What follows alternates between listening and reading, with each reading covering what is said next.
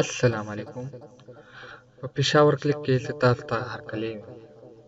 نن زه تاسو ته یو وړوکې غونډه کې کیسه کوم چې د یو مار کیسه ده. کیسه داسې وه چې مار د خوراک پیدا کولو لپاره روان و چې یو د ترکاڼ دوکان ته ورننوتو. د میز په سر یو اره پرته وه. کله چې مار ورباندې تېر شو نو ارې زخمي کړو. مار په ډېر قهر سره او په غوسې سره په هغه اره باندې حمله وکړه او تاو راتاو تې شو او ډېر زورونه یې ورسره وکړل. له ډېره قهره یې په اره بدن او خوله دواړه څیرې شول. سهار چې کله ترکاڼ راځي دوکان ته ګوري چې د میز په سر مړ مار د ارې سره پروت دی.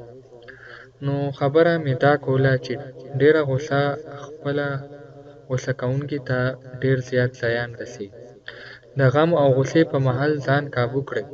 هېڅکله د غم او د قهر په وخت کې د زور څخه کار مه اخلئ، ځکه چې په داسې وخت کې به خپل ځان نه زیات زیان ورسوئ.